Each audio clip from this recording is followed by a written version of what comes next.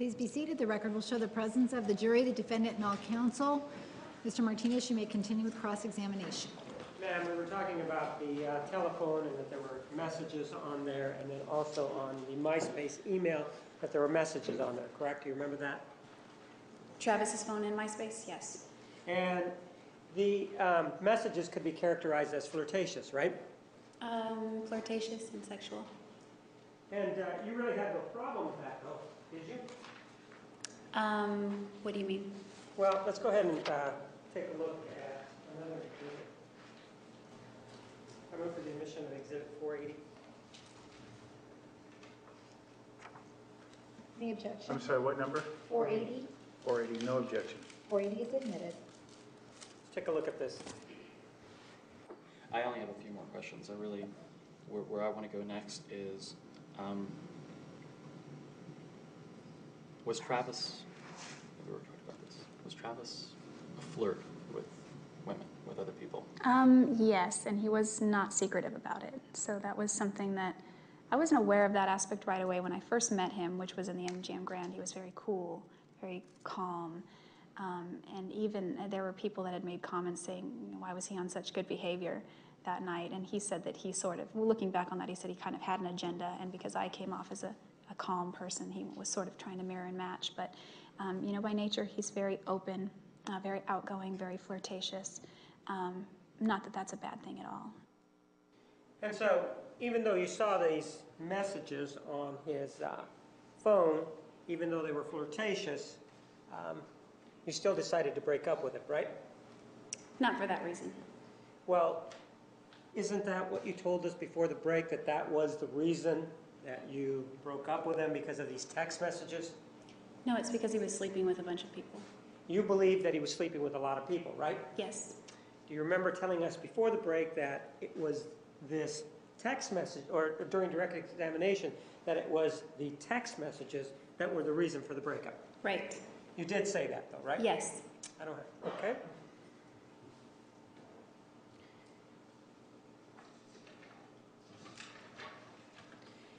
You and Mr. Alexander went to Sedona and to the Grand Canyon with Desiree Freeman and Dan Freeman, correct? Yes.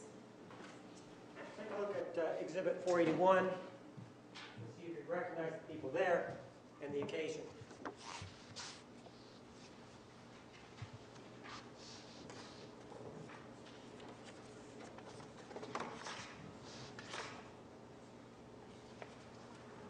Yes, I do. I don't see a date, but I recognize it. But you're in the photograph, correct? Yes. And you recognize the other people, correct? Yes. And it's a trip that you took, or the picture is a photograph taken during the trip to Sedona, correct? Correct. When was it, generally speaking, when did you go to Sedona? I believe it was April 2007. And this is a true and accurate depiction of the four of you on this trip to Sedona, correct? Correct. I move for the admission of 481.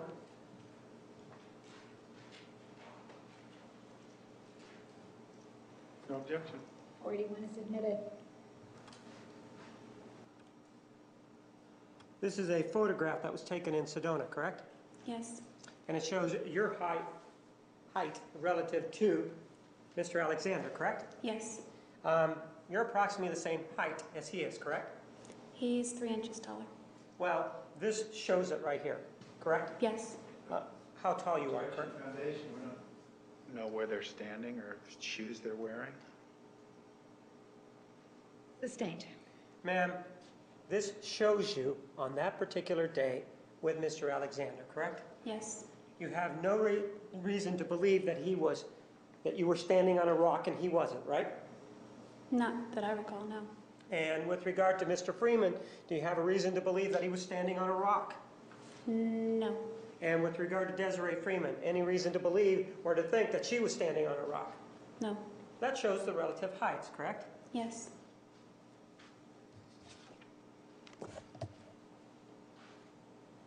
Ma'am, one of the things that we know about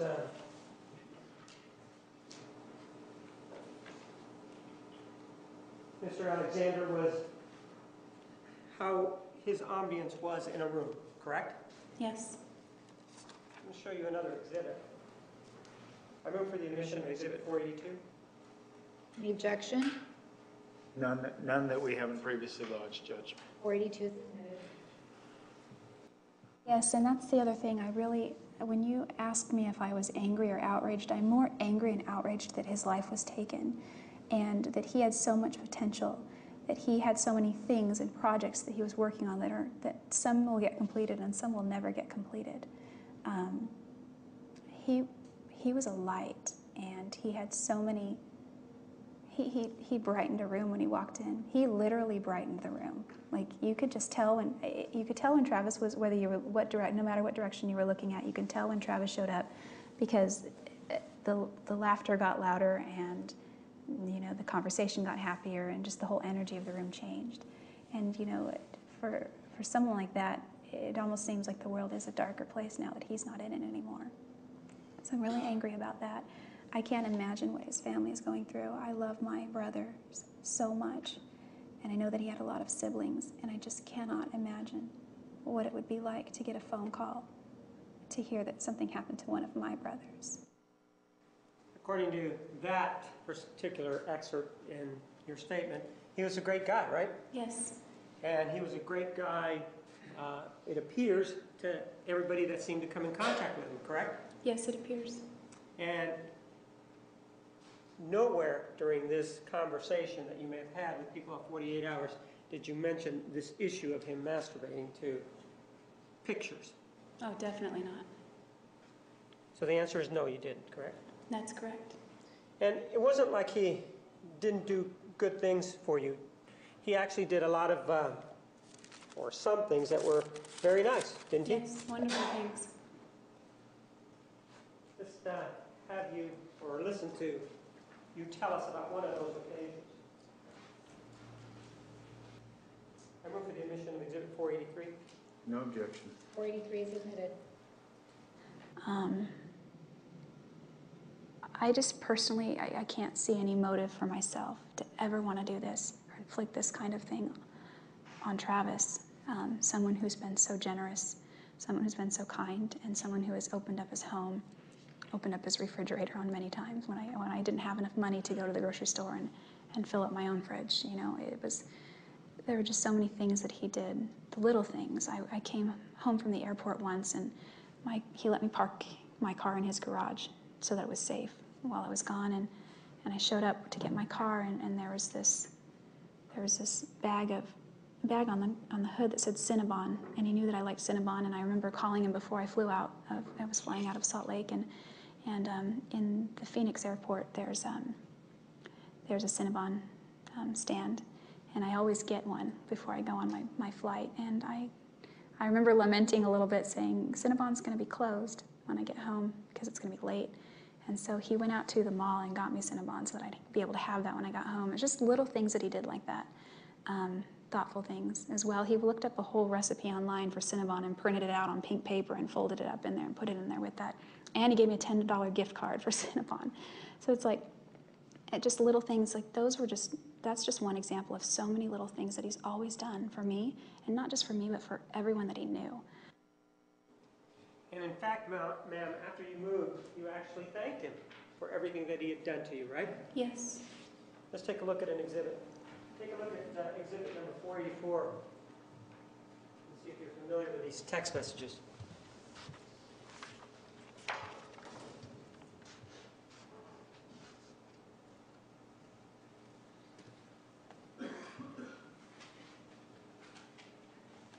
Yes, I recognize them.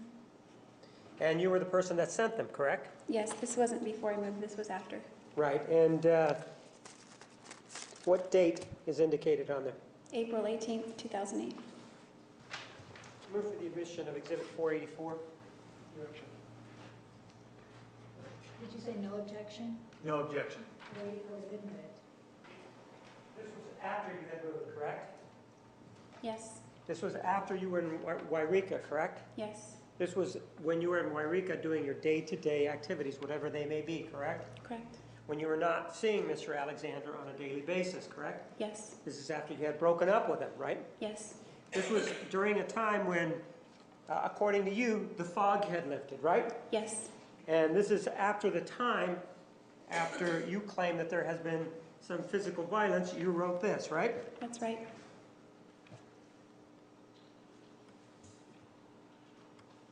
And we agree that the time is 7 hours ahead, correct? Yes.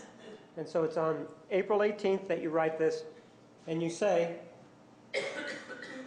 Travis, I thank you for being such an amazing friend.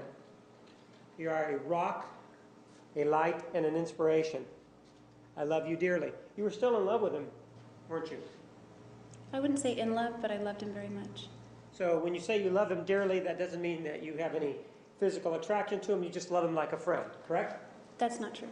Well, when you say you love him dearly, is that the same as saying that the way you love Matt McCartney, or is this a little bit different? It's similar, but there was no longer a sexual attraction with Matt McCartney. But there was this sexual attraction with Mr. Alexander, correct? Correct. And you indicate that you appreciate all of the ways you've gone out of your way for me, correct? You indicate that, right? Yes.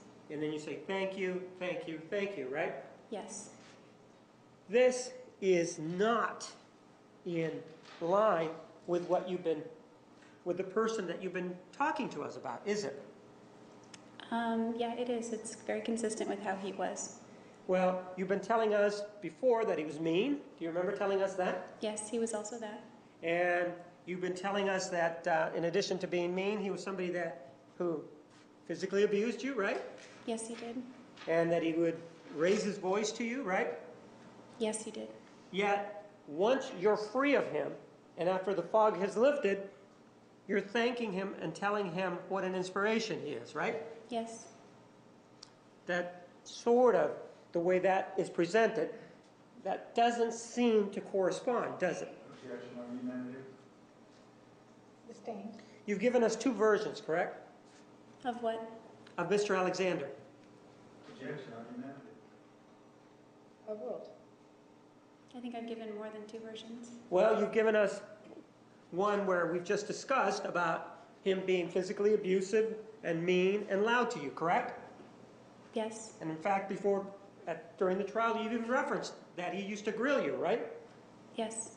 And yet, the writings that we have here don't support that, specifically exhibit number 484, now that you're away, doesn't support what you've been telling us, does it? Objection, argumentative. Rephrase. This is at odds with what you're telling us Objection, before argumentative. as to Mr. Alexander, right? Objection. At odds with what? With Mr. Alexander's portrayal that you wanted us to believe during direct examination. No, I believe I said during direct examination that he did many wonderful things and that he had amazing sides to him. But you don't ever mention in any of these text messages, for example, this one right here, all you can do is gush on him, over him and thank him, right? Yes, he flourished on compliments. Is that yes? I said yes. When you say that he flourished on compliments, it appears that you're saying that you're only doing it in an insincere fashion because you want to shower them on him just because he wants them. At times they were a little insincere and that they were somewhat exaggerated, but he was a wonderful person Well, many times. What you're saying here, though, is just this particular exhibit, number 484, when you're saying, or you're gushing, whatever the term you want to use on this, it just appears that, from what you tell us, that that's not true, right? Objection, argumentative. Rephrase. Ma'am, when you say that you were sending these because Mr. Alexander liked them, that's what you said, right? No, I said he flourished with compliments. All right, use the word he flourished on compliments, right? Yes. And if he flourished on compliments, the way it sounds is that you were not sincere about the compliment. Well, I believe he was amazing. He was a rock to me. He was a light and an inspiration at one time. I did love him dearly, I still do. And he did go out of his way for me, and I wanted to express my gratitude. So with regard to this particular love, is that how you believe love should be shown like it was on the evening of June 4th of 2008? Objection, argumentative. Badgering. Sustained. Well, ma'am, here, you've indicated that all of this is true. So is this one of the ones that was sincere or not? I believe I was being sincere in this one. So this one, you are telling the truth. Yes. As part of what happened after you killed Mr. Alexander, there was a memorial service, right? Yes. And you attended it, right? Yes. The memorial service was in Mesa, Arizona, correct? Correct. And what time of the day was it? I don't remember. Was it in the morning or the afternoon? I don't remember. It was daytime. I have no memory of that part. And many people attended, right? Yes. One of the people that attended was Mimi, correct? Yes. You actually went up to Mimi, correct? Yes, I did. So even though that you say that you're shy, you actually were the person that approached her, right? Yes. And you talked to her about Mr. Alexander, correct? Briefly, yes. So that is a yes, correct? Yes. And it was during this conversation that you say that that's when you first learned that he was going to Cancun with her, right? I can't remember because another woman had told me right before. She didn't say her name, but I assumed it was probably Mimi Hall. So I don't remember if Cancun was discussed. Did you speak with Mimi Hall about her going to Cancun with Mr. Alexander? I don't remember if Cancun was discussed. But you could have discussed it, right? Could have, but it was very short, and I don't think Cancun came up, but it might have. I don't remember that. But it was at this memorial, whether it was from Miss Hall or somebody else, that you, according to you, first learned about him going to Cancun with somebody else, right? Yes, well, I assumed. Is that yes? I assumed. I didn't. I actually learned it from Detective Flores, but I assumed because of the way a woman named Brenda told me. So what you're telling us is that at the memorial service, do you know the date that was? I think it was June 15th. At the memorial service, you did not learn that he went to Cancun with Mimi Hall. Objection, negative compound question. I don't remember. I think I assumed it, but I got like solid confirmation from Detective Flores. So you assumed it at the time that you met Miss Hall then? Trying to think. I might have spoken to Miss Hall before Brenda. I don't remember when Brenda came up to me. So what I'm asking though is, did you or did you not learn that Mr. Alexander was going to Cancun with Mimi Hall at this memorial service? I don't know if I definitively knew it, but I was pretty sure that she was the one. And why do you say that you were pretty sure? Is it because of a conversation that you had with Miss Hall? Because of a conversation I had with Brenda. And based on the conversation with Brenda, you believe that that's when you learned about Mr. Alexander going to Cancun with Mimi Hall, correct? Yes. Mm-hmm. You and he had discussed him going to Cancun before, right? Yes. And you were not, he didn't ask you to go, right? What was that? He did not ask you to go, correct? That's correct. But you knew he was going with someone, didn't you? Yes. Well, the trip allows for a second person on the ticket, so I assumed. You knew he was going with somebody, right? Yes. And you knew he was going with somebody back on June 2nd of 2008, right? Yes, I assumed it was a babysitter. Well, I'm not asking you who you assumed it with. Did you know back on that date that he was going to go with somebody? Yes. And back on May 28th of 2008, you also knew that he was going to Cancun, right? Yes. And you knew that he was going to Cancun with somebody else, right?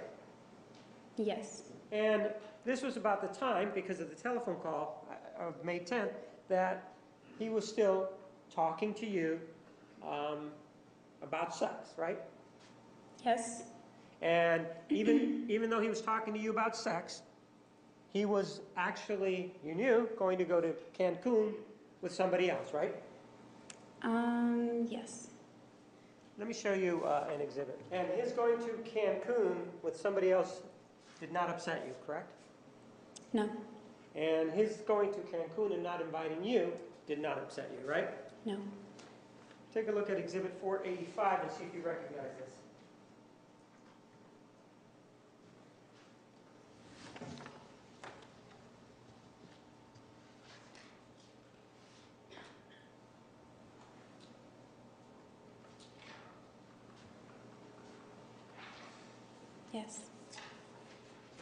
This is actually a writing by you, correct? That's correct. And it was submitted at the time of the memorial service, right? Yes.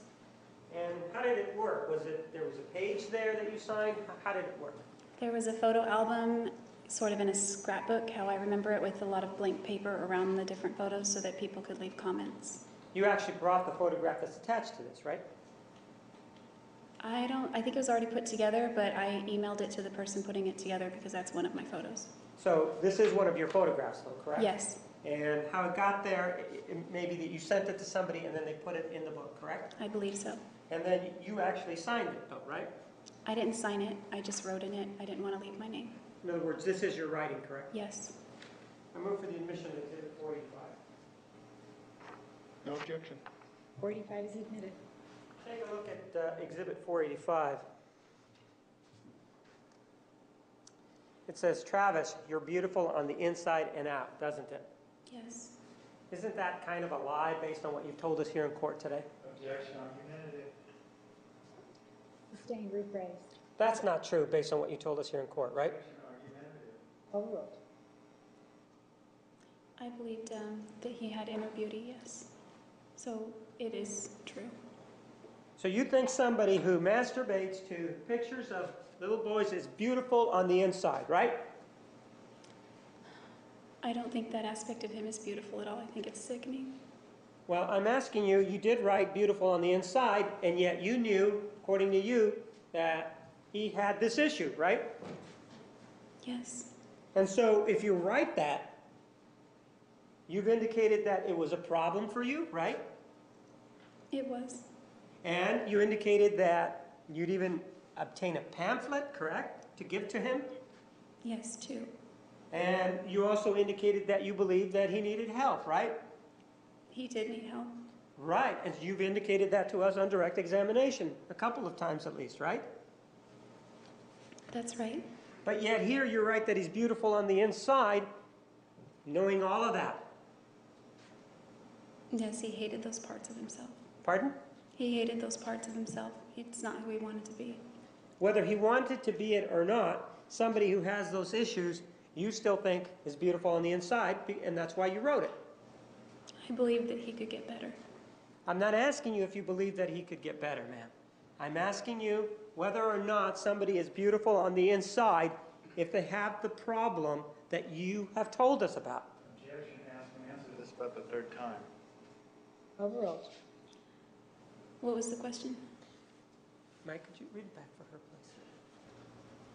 I'm not asking if you believe if he could get better, ma'am. I'm asking you whether or not beautiful on the inside is I'm sorry. I'm asking you whether or not somebody as beautiful on the inside, if it had that problem you told us about.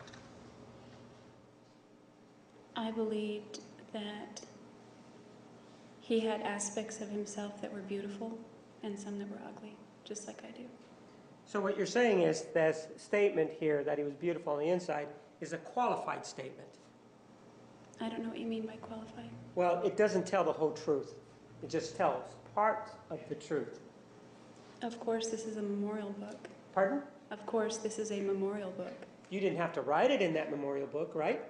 I didn't have to. And you didn't have to go to the memorial service, right? That's right. One of the things that you told us was that, well, you and Mr. Alexander had an agreement, right? Yes. And this agreement, according to you, was that even if the memorial service or the funeral was in Antarctica, the two of you would attend each other's funeral, depending on who outlived the other, right? He said he would come to mine even if it was in Antarctica. Ma'am, I'm asking you whether or not you and he, or whether or not you told us previously that you and he had an agreement to attend each other's funeral depending on who died first. It wasn't quite like that. Well, didn't you tell us that on direct examination, that that was part of the reason that you went, because you guys had this understanding? I didn't go to his funeral. I tried to go and I didn't make it. The memorial service.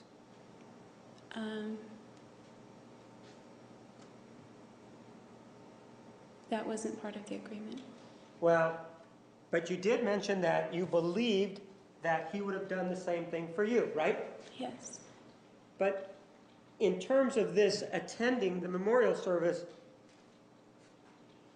if the situation were reversed, do you think that he still should have gone to your memorial service if he had killed you? Objection.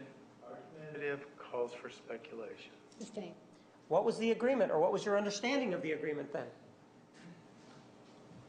I told him one time that I admired his speaking skills, and then if I ever passed away, if he would, I would like it if he gave a eulogy at my funeral, because I knew that he would edify me in a good way. How about with him? If he passed away before you, what was the agreement? It wasn't discussed, I don't think. Oh, so you didn't have any understanding whatsoever with regard to whether or not you would attend his memorial service? It was more about my funeral. Well, do you remember telling us something different on direct examination? I don't remember. Do you remember on direct examination telling us that you felt compelled to go because of this agreement that the two of you had? That's why I felt compelled to go, Right. Because you believed there was an agreement, right? because he would have gone to mine. And you believe that that was sort of an unwritten agreement between the two of you. That's how you portrayed it to us on direct examination, right? The eulogy part was sort of an unwritten agreement.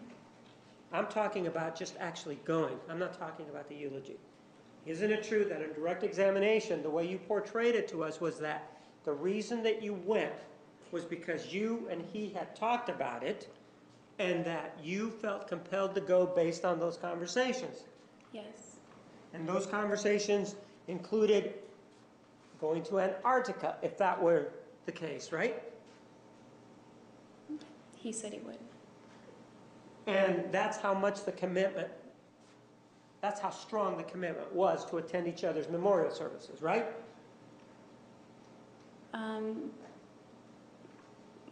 I don't recall making a commitment to attend his services, but this is the reason I felt compelled to go.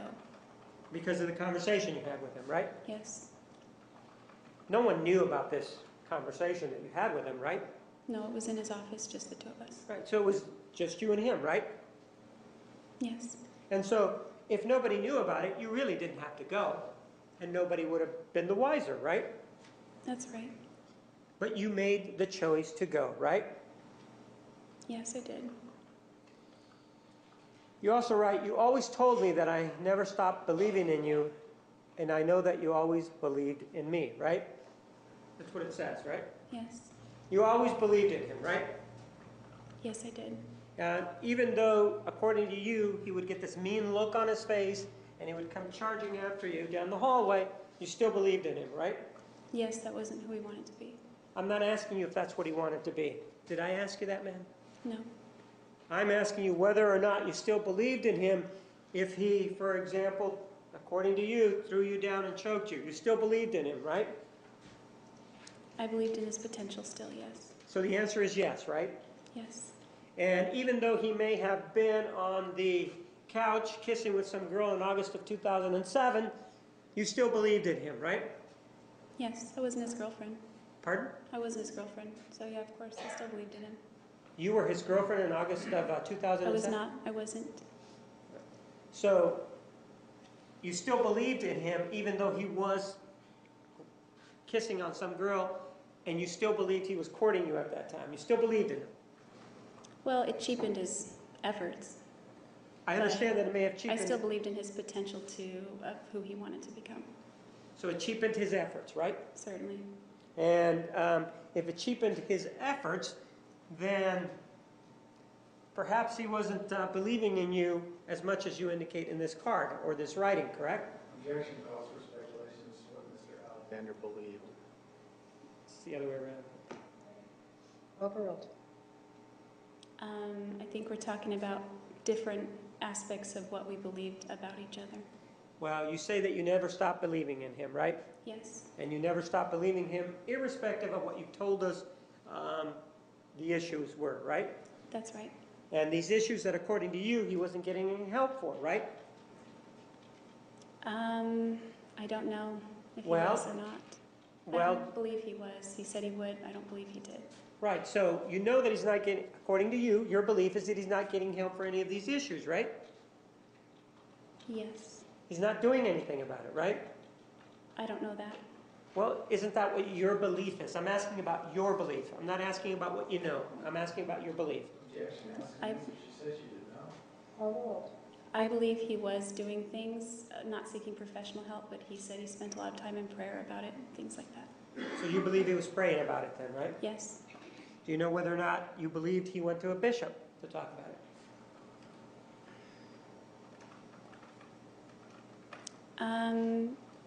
He did talk to a bishop about his, Is that a yes or a no, ma'am? well, I really don't know. Okay. Says, thank you for sharing so much, and thank you for all your generosity.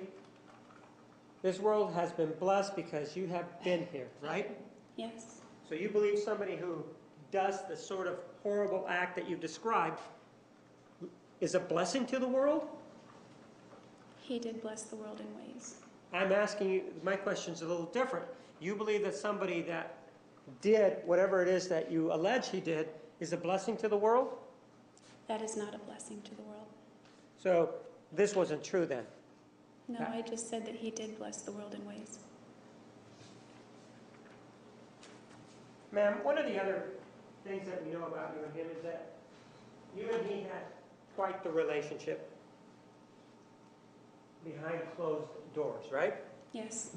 And they're called private relationships for a reason, right? Yes. And so one of the things that you complained about on direct examination was that, well, nobody knew what your business or what your affairs were. Do you remember complaining about that? I don't remember the context, but I may have said something to that effect. And it upset you that these interactions between you and him were behind closed doors. No, are you talking about this? So, What activities are you referring to? well, for example, you complained that when you went out, he didn't sort of treat you in the way that indicated that you perhaps were closer to him than you were. That's correct. He wouldn't hold your hand, right? Usually not. He wouldn't kiss you in public, according to you, right? He did as long as we weren't on our own home turfs. So, but in certain circumstances, he wouldn't kiss you when you were out there, right? That's correct. And all of this bothered you, didn't it? It did bother me. Yeah, and it bothered you because, on the other hand, he's very attentive when the doors are closed, but not when people are around, right? Yes. And you could have, though, put an end to that, couldn't you? Yes. You could have left, you could have gone to Wairika, correct? Yes. But you chose not to, right? Not right away. Well, you chose not to until April of 2008, right?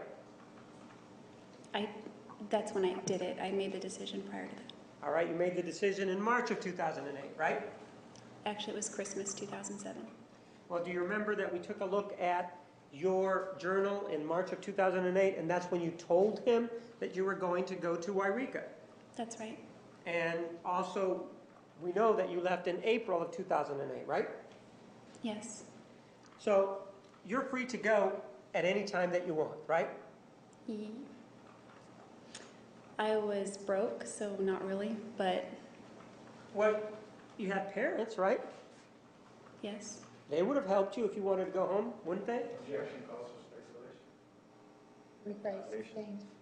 You asked your mom for help to move, right? Yes. And she came out there, right? Yes. She came out here to Mesa, correct? Yes. She flew, correct? She flew into Phoenix. And whatever happened, but she went on her way shortly after she came out here, right? Yes. And so there was at least an indication based on that they would help you, and what your parents would help you in whatever way they could, right? Yes. So it wasn't a situation that you were stranded, was it?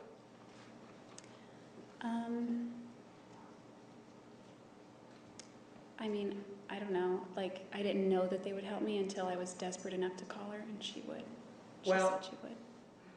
You indicated that you called and she responded, right? Yes. They wouldn't know that you needed their help unless you called, right? Well, Matt called once, but unless I called and asked for that kind of help, I guess. When, on your first occasion that you called your mother, isn't it true that she agreed to help, right? Yes. And in fact, the way the help was that she even came out here to try to help you load the truck, right?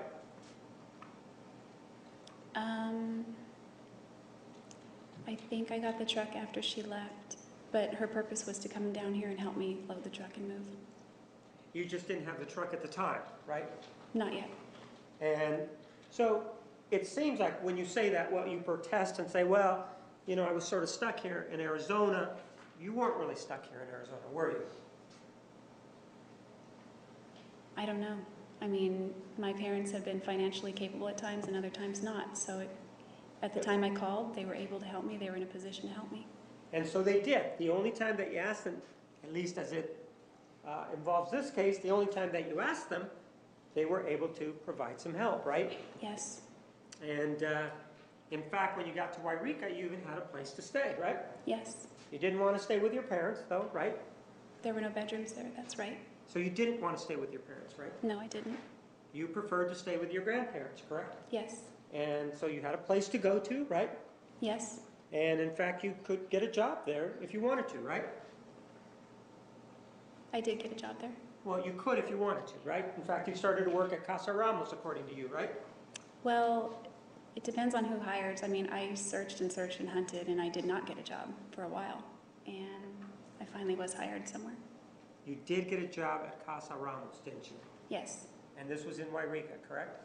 Yes. And when you were working at Casa Ramos, you had your own money, right?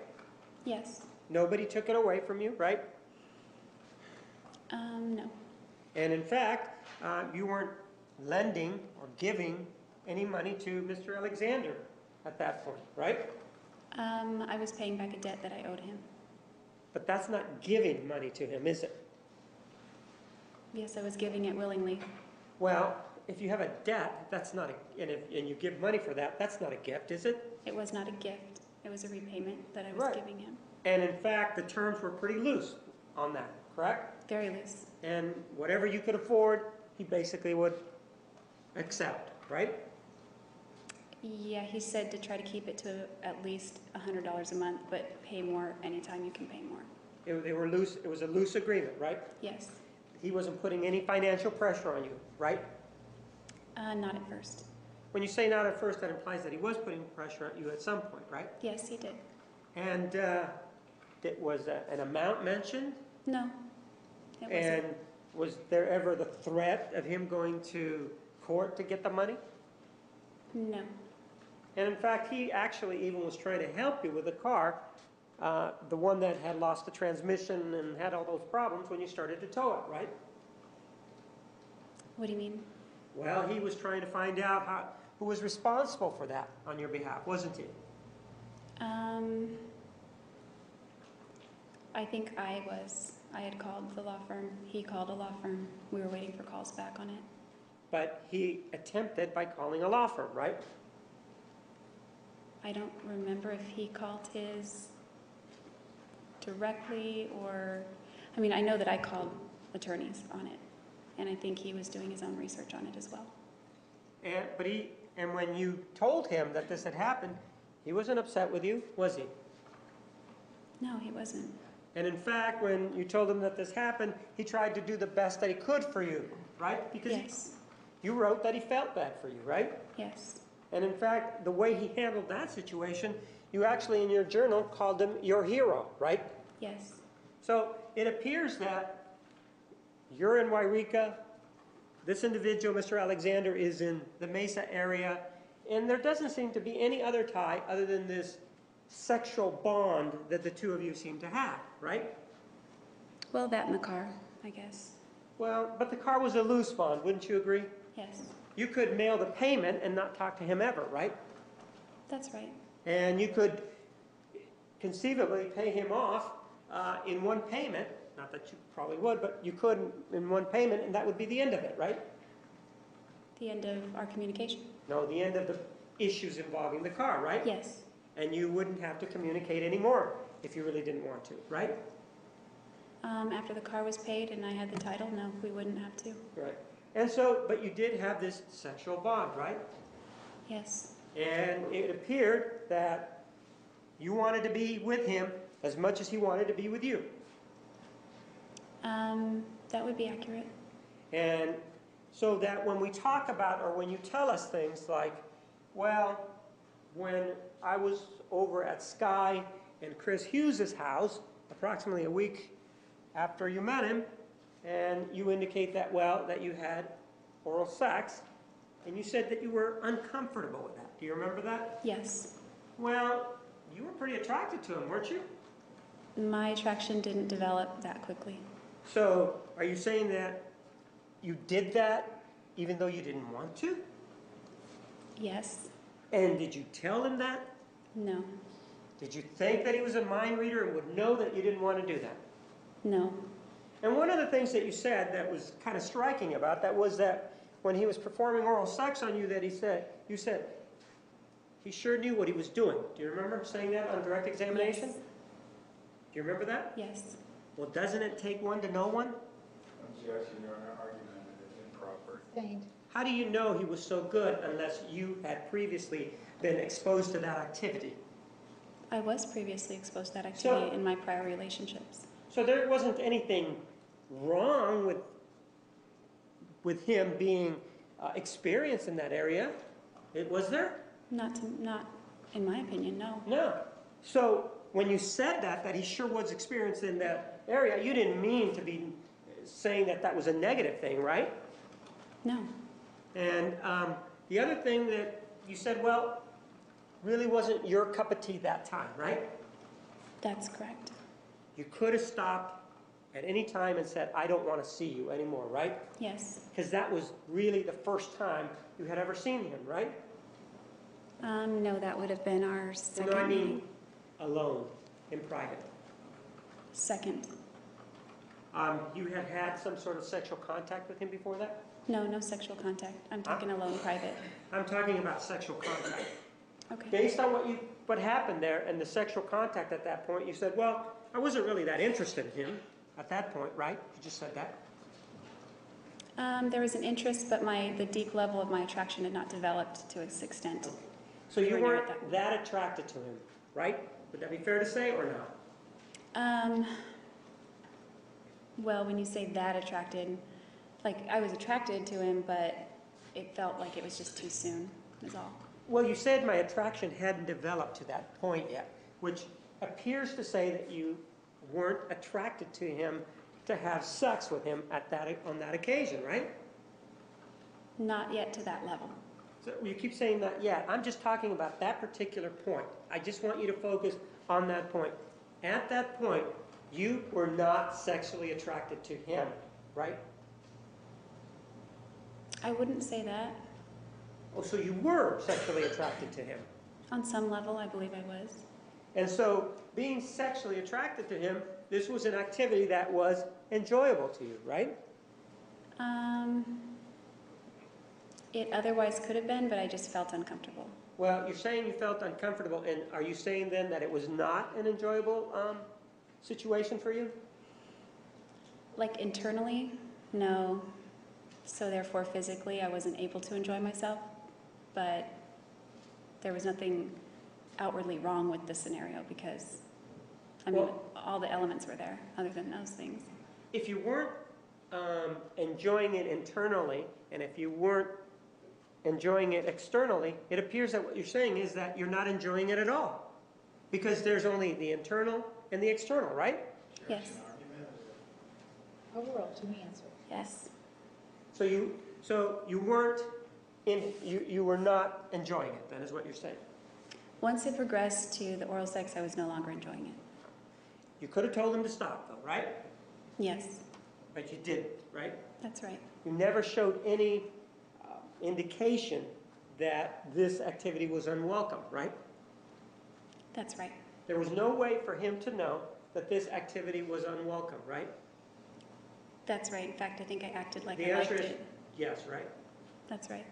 And so after that, and really what we have for that sort of assertion all we have is your word, correct? Yes. We don't have, for example, any video or anything like that that would show us what happened then to see whether or not you were enjoying this particular activity, correct? That's correct. And with regard to the other time, the situation in the car, again, you indicated that you were uncomfortable with it, right?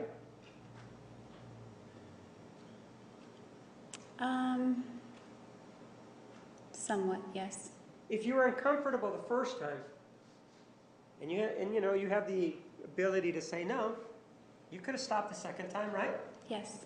That was a choice that you made, correct? Yes. For whatever reason, you made the choice to be with them that second time, right? Yes, I did.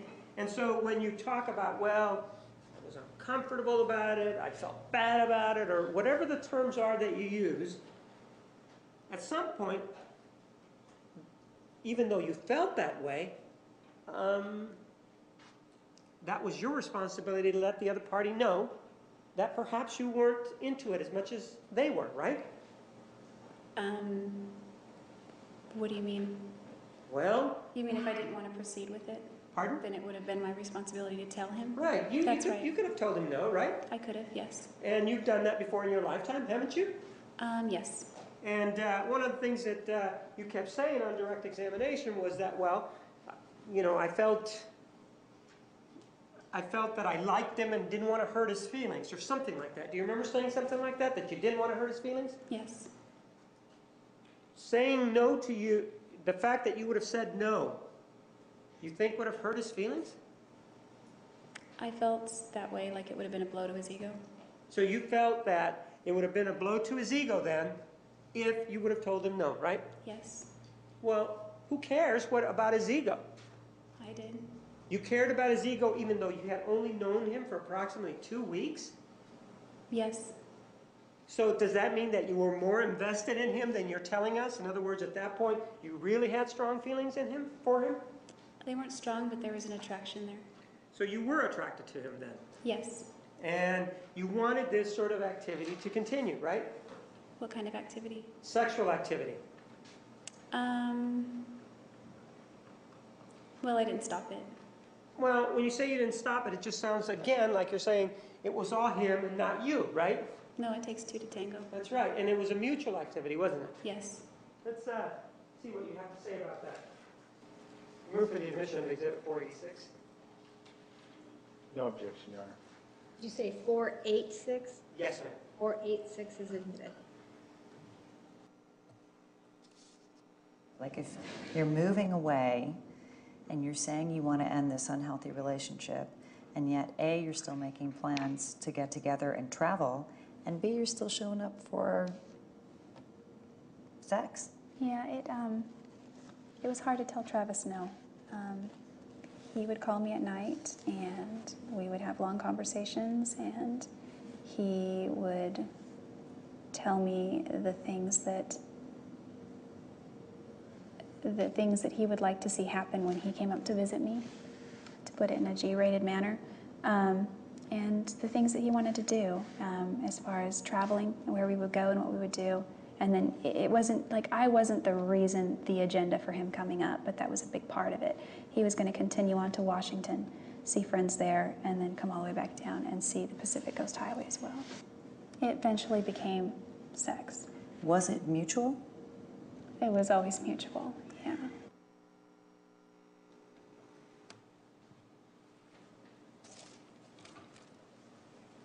You did indicate there that it was always mutual, right? That's correct.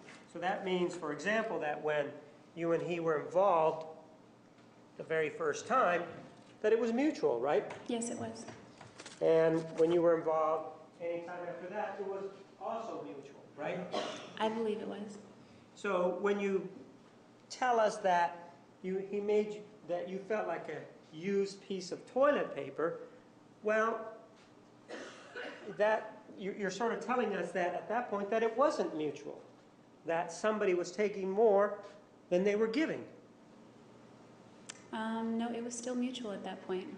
Even though you felt that way you can still say that it was a mutual kind of thing, right? Yes. When I told him to stop, he did. Pardon? When I told him to stop, he did. So anytime that you would ask him to stop, he would stop, right? Except the one time in May 2007. But in the statement that we just heard in Exhibit 486, you did indicate that it was always mutual, right? Yes, You never indicated that there was ever a problem, right? that's right. Ma'am, one of the things that we know is that there was this text message that you received while you were at the Grove. Do you know what I'm talking about? Yes, And this was sometime in November of 2006, right? that's right. And this is what you told us that you were at some sort of meeting or something at a restaurant, right? We were first at a Super Saturday, and then a group of friends and I, business associates, we all went to a restaurant. What was the name of the restaurant? I don't remember. What was the name of the city? Anaheim? And you were in Anaheim, and you were at this restaurant. Who else was sitting there? Michelle was sitting across from me. I think Lenore was there. I was still kind of new, so I don't remember all the names, but I think my friend Jared was sitting to my left. And I mean, I can picture faces, but I don't remember their names. There was a whole long table of people. And you received this text message, right? Yes, And at that time, you indicated to us that you had a flip-top phone, right? that's right. And basically, when you receive a text message, what would be required is for you to open the phone to take a look at it, right? Yes, And in addition, you would have to take an extra step, right? yes, You would have to take a step to take a look at the text message, right? yes, And you said that you were somewhat unawares of what was in that you were unaware of what was in that text message, right? yes, And that you went ahead and that you opened it, right? yes. Did anybody see it? Well, I don't know if Jared saw it. I don't think he did. I flipped it shut real quick and then looked around to make sure nobody was looking. Because you were able to recognize what it was, right? Yes, And you found it offensive, right? not at all, actually. So you thought it was okay then? Yes, And so when you were telling us about how it was that you received this, you didn't mean to tell us that you were offended by it, right? no, I was not offended. And in fact, it was something that you liked, right? I did like it, yeah. And it was something that he was showing you attention, and so looking at it was something that for whatever reason, at least indicated there was a relationship, a partial relationship there forming, right? Yes, And you never told him, don't ever send me anything like that, right? no, You never indicated to him afterwards, I'm embarrassed by that sort of activity, don't do that, right? I did not say that. And in fact, you were so happy, I would say, well, weren't you so happy with that activity that you actually took the time, the effort, and the trouble to download it? I took the effort and the trouble to download all the photos on my phone at once. Well, you knew that that was on your telephone, didn't you? Yes, That's not something that you forget, right? no, And in fact, there were other pictures that were involved at other times that were deleted, right? on my phone? Yes. Yes, And in this particular case, though, this actually went onto the hard drive that was damaged that we've heard about, right? that's right. And that hard drive was available for your enjoyment, right? Until it broke, yes. But you could access whatever photographs that you wanted, including the picture of Mr. Alexander's penis, right? Yes, And you also sent him pictures of yourself, right? yes. And you sent him photographs of yourself topless, right? Yes, I did.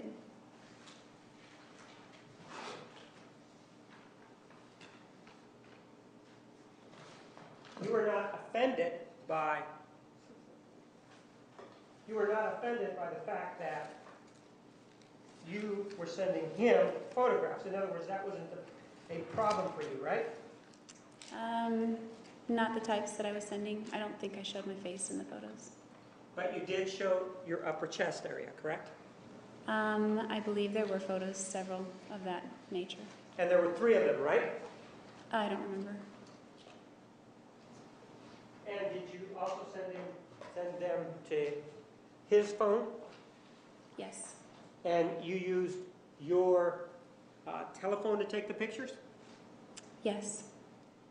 And even doing that, you took the trouble to then download those also onto your computer, right? I might have. Well, you're familiar with these photographs that came from this computer, right? No, we couldn't find the pictures that you're referring to. But you didn't see anything wrong or anything untoward with you sending in pictures and him sending you pictures, right? No, I didn't. And in fact, it was almost like it was a learning process for both of you, right?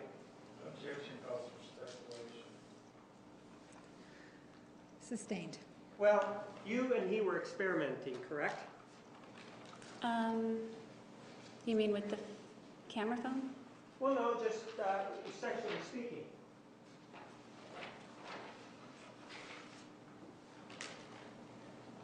I don't know what you mean by experimenting, but we were sexual. Okay. Well, let's talk about something that was on the May 10th, 2008 conversation that you had with him, okay? Okay. And while they're looking at that, ma'am, I'm going to show you exhibits numbers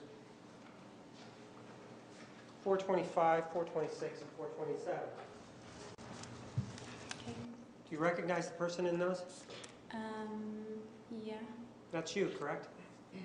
Yeah, this is me just prior to my surgery for breast Right. implants Okay. that Daryl took. And your surgery was in May of 2006, right? June 2006. Okay. I move for the admission of exhibits number 425 to 427. Objection as to relevance. Ma'am, you indicated that you sent photographs to Mr. Alexander, correct? Yes. And these are part of the photographs that you sent to him, right? Those were taken before I met him. But you actually sent it to him, didn't you? I don't believe I would send him those. He wanted to see them, and I was too embarrassed to show him my pre-surgery breasts. And so it's okay, you felt a lot better once you had your surgery then, right? Not at first, but ultimately, yes. But you did take these photographs, right? Yes. And you kept these photographs, right? I guess I did. They're there. Right. And the only purpose for these photographs is of a sexual nature, right? Again, objection. No, they're medical photos. I'm sorry, hold on. Objection Let me answer the question. Your objection? to the relevance. It has nothing to do with her relationship with Mr. Alexander. Overruled. You may answer the question. No, they were just before shots for my surgery, just for that purpose. And Judge, I move for the admission of exhibit 487. No objection. 487 is admitted. The KY? I've heard of it, obviously, but I've never used it. You know, I had never used it and I'd always heard of it until one day I just thought, because it's so cliched and people make fun of it and, you know, but it's great stuff. No, it's awesome. There's nothing else. Did you get used to that now?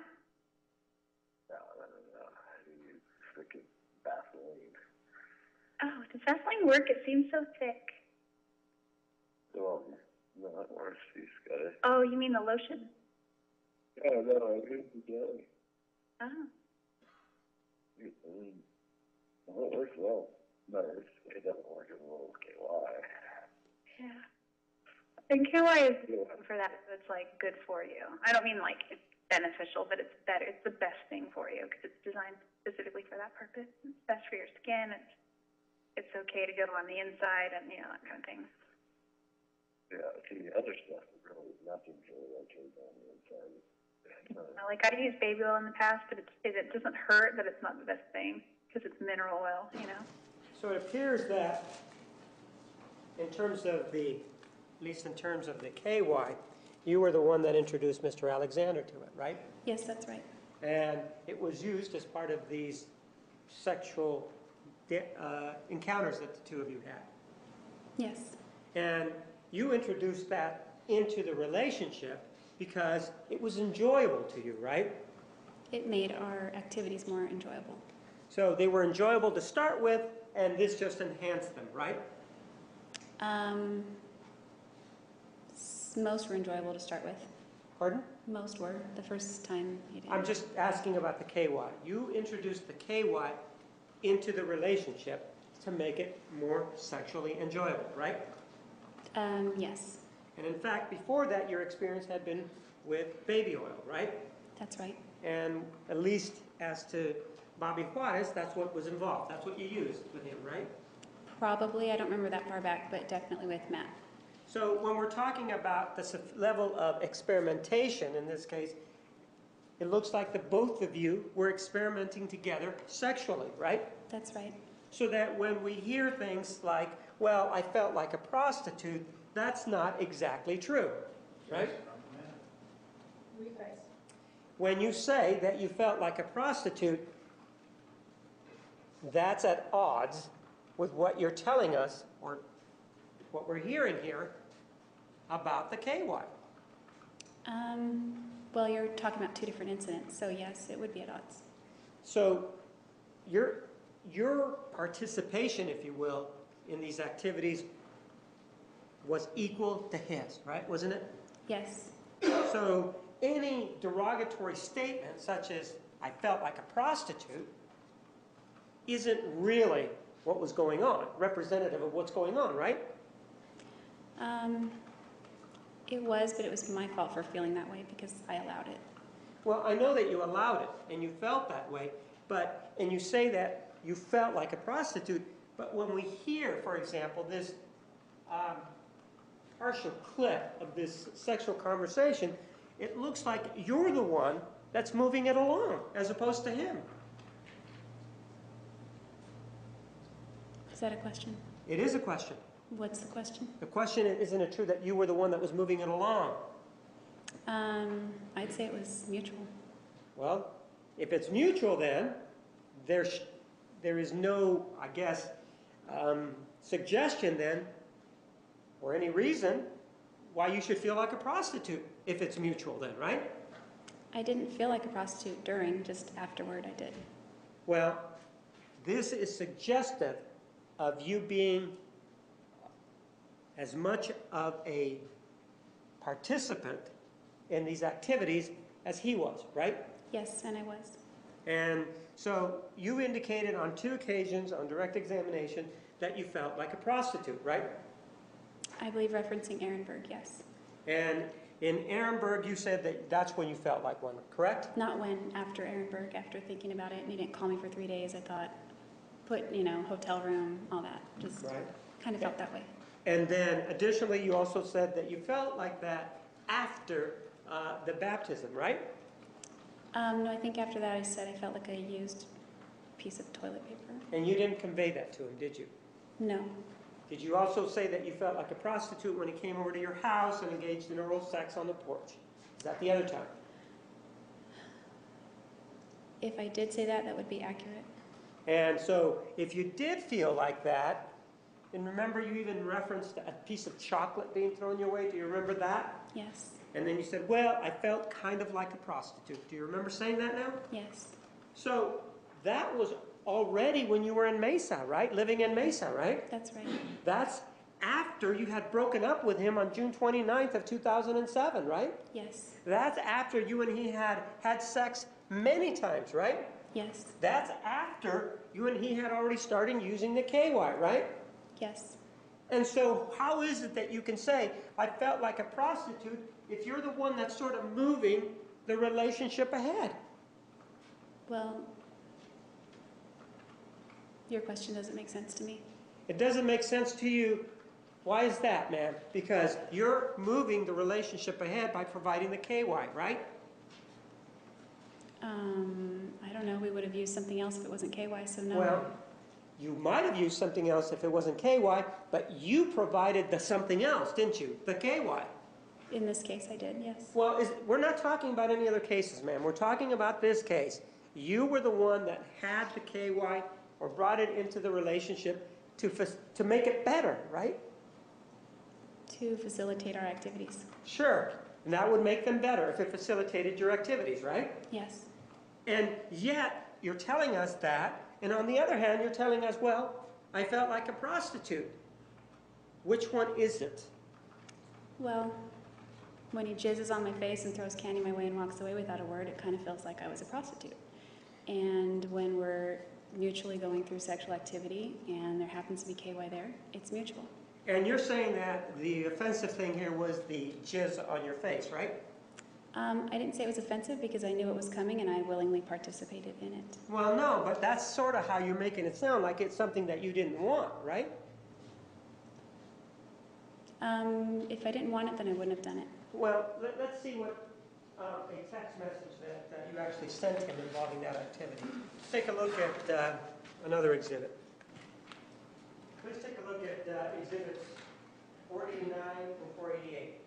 488 does not include Mr. Alexander's responses, but 489 does. Take a look at those. Yes, I remember this. And these are text messages that you sent out referencing the particular sex act that we've been talking about, right? No, this took place in his bedroom, not on the porch. But it talks about the same sex act, doesn't it? Oral sex, doesn't it? Oral sex, ejaculating on the face, yes. Okay.